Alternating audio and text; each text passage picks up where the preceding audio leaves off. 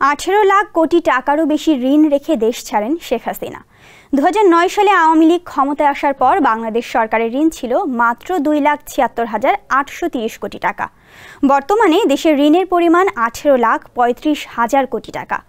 দেশকে ঋণের এই বোঝার মধ্যে ফেলে প্রধানমন্ত্রীর পদ থেকে পদত্যাগ করে ভারতে চলে যান শেখ হাসিনা।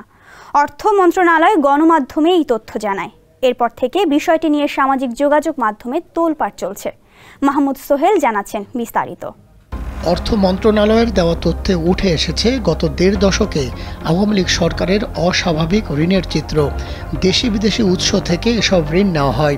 বিবিসি বাংলার এক প্রতিবেদন বলছে, গত 1.5 দশকে ঘোষিত বাজেটে সরকারের পরিচালন ব্যয় মেটানো ও উন্নয়ন কর্মকাণ্ডের কথা বলে এ ঋণ নেওয়া হয়।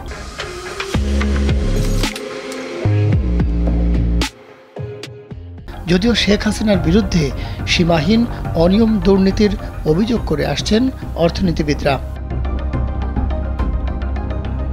অর্থনীতিবিদ ও সিডিপির নির্বাহী পরিচালক ডক্টর ফাহমিদা খাতুন গণমাধ্যমকে বলেন, স্বৈরাচারী শাসকরা বরাবরই দেশের অবকাঠামো উন্নয়নে গুরুত্ব দেয়। এর পেছনে দুটি কারণ রয়েছে। এক, কোনো জবাবদিহিতা ছাড়াই এসব উন্নয়নে সীমাহীন লুটপাট করা যায়।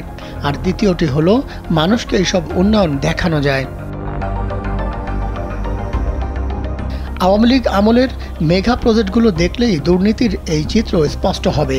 যেমন মেট্রো রেল প্রকল্পে প্রথমে ব্যয় ধরা হয় 22,000 কোটি টাকা, কিন্তু বাস্তবায়ন শেষে খরচ দাঁড়ায় 33,000 কোটি টাকা। এই প্রজেক্টে জায়গা থেকে ঋণ নেওয়া হয় 19,718 কোটি টাকা। বঙ্গবন্ধু টানেল সরকারের আরেকটি বড় প্রজেক্ট। শুরুতে এর খরচ ধরা হয় 8,000 কোটি টাকা, কিন্তু ব্যয় বেড়ে দাঁড়ায় 10,689 কোটি টাকা।